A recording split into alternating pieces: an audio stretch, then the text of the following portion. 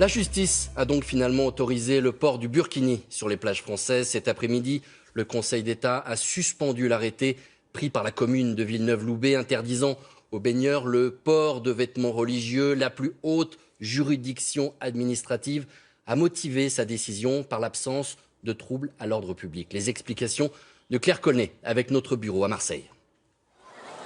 Dès aujourd'hui, ils vont pouvoir faire leur retour sur les plages, les burkinis. Le Conseil d'État a tranché. Il suspend l'arrêté qui interdisait ce vêtement sur les plages de Villeneuve-Loubet. Selon les juges, le burkini ne cause aucun trouble à l'ordre public et son interdiction menaçait les libertés fondamentales. L'arrêté contesté porte une atteinte grave et manifestement illégale à la liberté de manifester ses convictions religieuses, à la liberté de se vêtir dans l'espace public et à la liberté d'aller et venir. Les associations qui contestaient l'interdiction du burkini se disent ce soir soulagées. C'est une très grande victoire pour la Ligue des droits de l'homme et une grande décision qui a été rendue par le Conseil d'État. Cette décision apporte l'apaisement, apporte une certaine sérénité, va donner à réfléchir aux uns et aux autres pour la suite.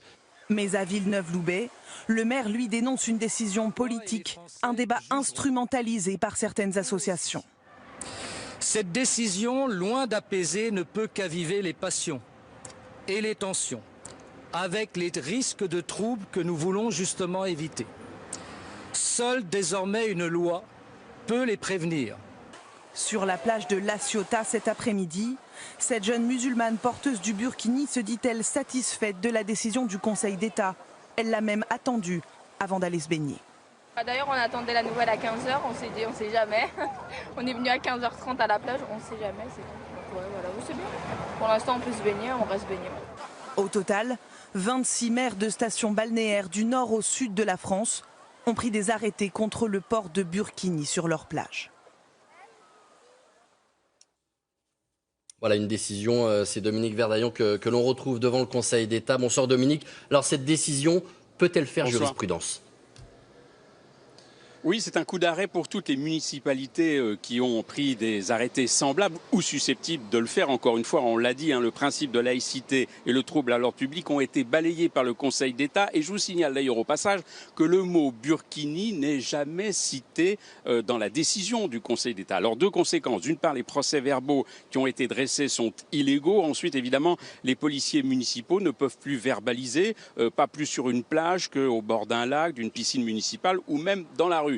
Et puis, soit la trentaine de maires retirent d'eux-mêmes leur arrêté municipal, soit riches évidemment de la décision du Conseil d'État, les tribunaux administratifs leur donneront tort. Bref, la décision d'aujourd'hui clôt provisoirement le débat juridique, mais ne ferme pas totalement le débat politique. Oui Dominique, effectivement, beaucoup de réactions politiques suite à cette décision. À gauche, une décision qui divise un petit peu plus. À droite, on appelle carrément à modifier la loi. Jean-Baptiste Marteau avec Laura Lecartier.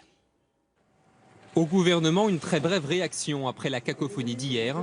Seul le ministre de l'Intérieur s'exprime par communiqué pour appeler chacun à l'apaisement. Au Parti socialiste, là aussi un communiqué laconique prenant acte de la décision du Conseil d'État. On joue la discrétion du côté de la rue de Solferino. La gauche de la gauche, elle se réjouit comme Cécile Duflot qui appelle à tourner la page. Un soulagement, très clairement, puisque le Conseil d'État a rappelé le droit, la Constitution, et un principe essentiel de notre République, c'est la liberté. Et je pense que voilà, ça va, j'espère, faire diminuer cette polémique inutile. À droite, Jean-François Copé annonce le dépôt d'une proposition de loi pour interdire le port du burkini. Une position partagée par les proches de Nicolas Sarkozy, à l'image de Christian Estrosi, qui interpelle le Premier ministre. Le Conseil d'État dit le droit. Si le gouvernement français avait pris en compte mes observations il y a maintenant plusieurs semaines de cela, et avait eu le courage de légiférer, de montrer sa volonté, sa vraie détermination à lutter contre toutes les formes de communautarisme, nous n'en serions pas là aujourd'hui. Seule voix discordante chez les Républicains, Alain Juppé, opposé, dit-il, à une loi de circonstance. Au Front National, on réclame le vote d'une loi tout en critiquant l'appréciation du Conseil d'État. Je pense que le Conseil d'État fait erreur. Je pense qu'il y a des risques de troubles à l'ordre public manifestes. Parce qu'à cause notamment de cette décision, il risque d'y avoir des provocations. des provocations de la part d'islamistes qui vont vouloir exhiber de plus en plus, comme ils le faisaient depuis quelques mois, ce burkini. Seulement une trentaine d'arrêtés anti-Burkini, mais un débat politique loin de se terminer. Nathalie Saint-Cric, bonsoir. Manuel Valls avait apporté son soutien aux maires opposés au Burkini. Cette décision du Conseil d'État, c'est un désaveu pour le Premier ministre. D'une certaine manière, il est juridiquement désavoué. Oui, il est aussi fragilisé politiquement face à une certaine gauche hostile à cette laïcité de combat qu'il incarne, mais il pourrait aussi à terme être politiquement gagnant. D'abord parce que les Français, dans un récent sondage, condamnent le port du burkini à 64%. Et puis en y voyant un symbole politique d'asservissement des femmes, eh bien Manuel Valls a une cohérence. Foulard à l'école, burqa, voilà 20 ans qu'il est sur cette même ligne, que cela plaise ou non au Parti socialiste. Et lui, ce qui l'intéresse, eh bien, c'est le long terme. Alors justement, Nathalie, Bernard Cazeneuve appelle à l'apaisement, mais le débat n'est pas clos pour autant. Quelle est la prochaine étape dans cette affaire ? Nathanaël, tout porte à croire que cela ne va pas s'apaiser, mais que ça va plutôt se corser.